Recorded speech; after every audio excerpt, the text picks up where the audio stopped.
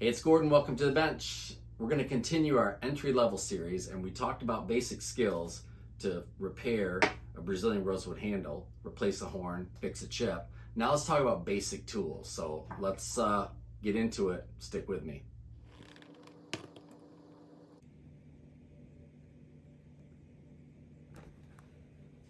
Okay, welcome back. So today we're going to talk about tools.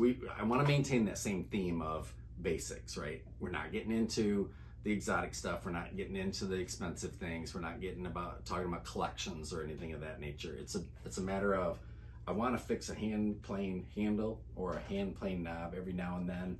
I want to work with Brazilian rosewood. I want to do what you've seen me do. Great. Let's get right to the tools and talk about what's going to make your day and what's going to make it easier.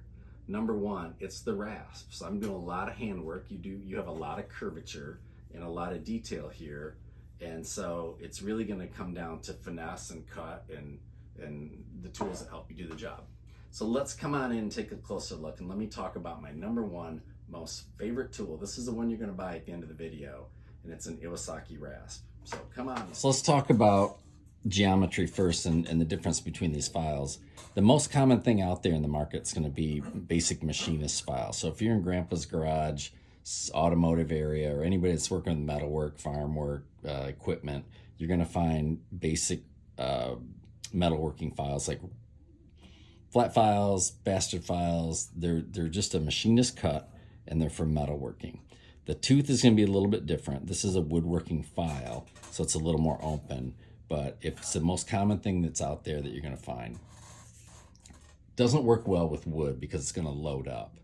And people know this, and the pattern makers know this, and that's when the pattern maker's rasp was formed. And this aggressive tooth here happens because it's a flat piece of metal like you see in the raw material here, and then one by one they use hardened steel, and they'll come in with a hardened steel and they gouge it into the face of the file or the face of the stock, and they push this little point up, and they do that over and over and over.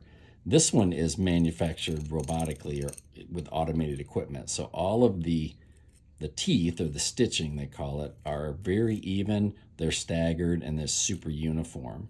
And even here you see some rosewood stuck in here from our last video. But this is just the most common, most inexpensive, automated, stitched rasp that you can find. And that's fine. If this is what you have, this is what we used in our first video, but you want to get away from something like this. And I'll tell you why. Each of these is like a little chisel or a plow face, right, or a plow tooth, and they're going to tear away at the grain. So as you're moving across the grain, if we needed to round out this horn, for instance, as we move this rasp across, each of these independent teeth is going to grab a hold of fibers and make that cut. They're going to tear the material, cutting, tearing, however you want to look at it. We're going to cut the material, but we're going to do a lot of damage to that fiber. And that's why this is a rough file. A rasp is typically rough. So then you go back and you clean it up with a file and continue to work. So we're not going to do that. I don't use these, and even the pattern maker's rasp, which I have, right? I'm not going to put them in this video, but I have, some of the more expensive pattern maker's rasps that are hand stitched. And what they're going to do then is they'll make sure that there's no pattern at all. It's very random, which is supposed to improve the cut. And it does to a point. But the physics behind it, the principle behind this raised tooth versus what you're about to see in an Iwasaki is fundamentally different. And I really didn't grasp it and didn't appreciate it until I started cutting with an Iwasaki. So let's look at that. This is a rough cut Iwasaki, and you can see that it's basically little plain teeth. I mean, this is a machined surface, and the geometry, if we magnified, I'll try and put a magnified close-up view there on your screen, but if you look at this, they actually even have a chip breaker underneath. So what this is going to do, unlike a chisel tooth or a pointed tooth, it's going to move across the wood like a miniature plane, and the finish is unbelievable. It's that much different. So from a roughing file to a finish file where the teeth is a little bit more finer, to half round where you have some geometry you can work with, And then my favorite lineup are these round files. And this is the same principle where there is, it looks like threaded rod, but it's not threaded rod. That is a forward-facing knife cutting geometry that when you push forward with the rasp, it makes a cut. When you pull back, it would not. So let me get right to it. Put all these guys away, right? And we'll show you some demo here as we're cutting. If we put all these away and simplified it and said, what two would I recommend for you today? If you were going to go out there with some money in your hand, you would want this guy. It's an Iwasaki 3mm round. And why is that it does such an incredible job with detail. And again, I'll put the little video up now of what I was doing. But from just removing boogers and spots and moving across, it's very light, so it's not going to dig in. It's got just a feather touch. It's got a beautiful cut. And as it loads up, all I do to clean it is tap it on the bench. That's what I do. You don't want to hit these with brass. You don't want to hit them with metal. If you're going to clean your teeth on an Iwasaki, you have to use a brush, right? That's a nylon brush. So I do that. A traditional file card, by the way, is metal. And then there's other files out there. If you're cleaning something that you're not too concerned about, or you're just trying to get right to it, I have stainless and brass. I use a number of different brushes, but never on an Iwasaki would I go at this with metal. Because one, you can't resharpen these. They say they can, and they use an acid process. It's inexpensive enough that I'm never going to resharpen this. I'm never going to try and have it reworked. It's $25. So I'll put the information out there. Well, in fact, I'll just put it right in the video right now. And again, I so believe in this. There's the part number that might be Woodcraft. But I'm sure if you search 159201 or Iwasaki 3mm round, you'll find something like this. Here's some more information for you. I believe that's right out of a Woodcraft store. And there's your price, $25. Best $25 you're going to spend if you're doing fine contoured woodworking. Why? Because I can bevel it and get into these corners very nicely and it's kind of stroke that way. It's beautiful. You can stay on the face and stay flat. It's a nice rigid tool. It's not going to bend, so it keeps us flat, and it gets into some really fine places. So this is number one, your first purchase. Second, you're going to spend a little bit more money, but here's a multi-use. This is a fine cut Iwasaki tapered half round, and it's got a safety edge and a hollow back. So this is my number two tool. Let's do some cuts with that as I'm talking. But what I'm talking about is, again, this beautiful finish, and it gives you the ability to get into some smaller spaces. And if you want to work up here closer to your handle, you can get into some bigger stuff. Okay, so those are your two. If I were going to leave anything with you today, that would be your next step. Buy this guy. You're going to need that for your detail. And if you're going to actually shape things like this, let's take a look at why. Okay, so Brazilian rosewood on Brazilian rosewood, that's epoxy.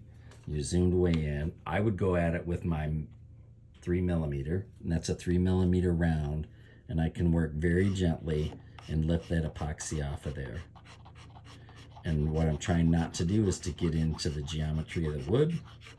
It's so light, you can feel every little variation, and you can kind of get an idea why I love this tool so much. Okay. Couple little dimples in there. There, gone. Love, love, love the 3mm Iwasaki. Now we got to do this, right? So that's cut by hand. It means they're using a coping saw, or you can use a bandsaw.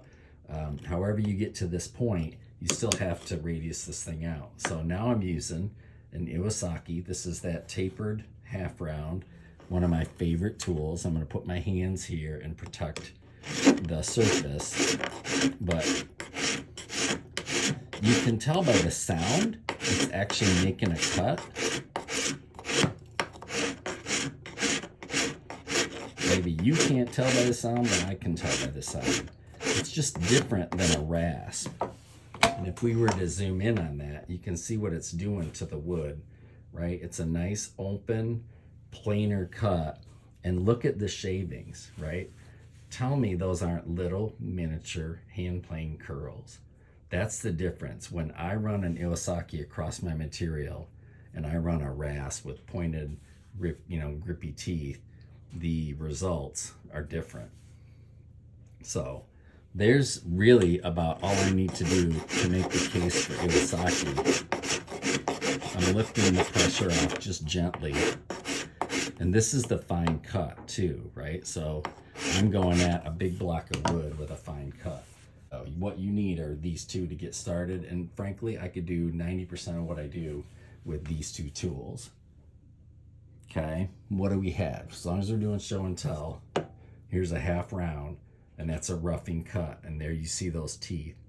A little break in there. They've got a chip breaker underneath. And this is going to get a little bit different bite. So I need to hold on to this.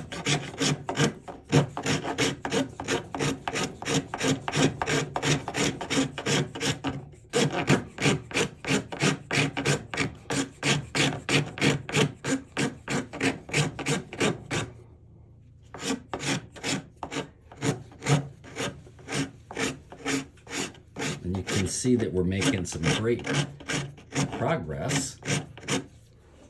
And we're already starting to take on a rounded shape.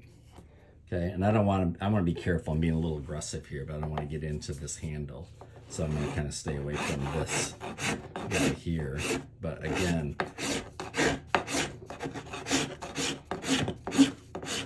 with the grain, Iwasaki cut,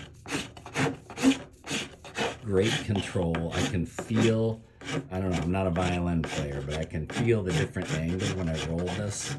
And that's the amount of teeth that are getting a bite into the wood. And that's the amount of resistance that I'm using to push forward. You can see that's a roughing cut. So let's go to a finish tool. I'm going to use something with a finer cut. And you'll see those teeth go away. It's got a similar sound to a hand plane. Each of those little teeth are engaged. And again, if you see those shavings, they're all tiny curls, just like a hand plane. So super cool. I'm following the grain. So I'm making a nice light cut. When I get to the point where I'm happy, then I go in with my 3mm. And it's just such a fine little cut. Absolutely beautiful. We don't need to sand that. When we're done, it's just ready to go. Okay, so there you have it. Let's zoom back out. Such a light touch and such a beautiful finish with this little 3mm. That's why it's my favorite. I can get there quick with some of the roughing tools. We can get there quick with this conical tool. And then when you need to start feathering things in and use a really light touch, that's the tool for you. So without any more further explanation, there's nothing more to talk about. This is what I wanted to hit today was rasps. Iwasaki, look them up. I'm not sponsored by Iwasaki or Woodcraft. I have no connection with those folks. So there's no bias there. It's just my experience and the tools that I love. And I hope that you will too. Give them a try. Like, subscribe, follow me, guys. Talk to you soon.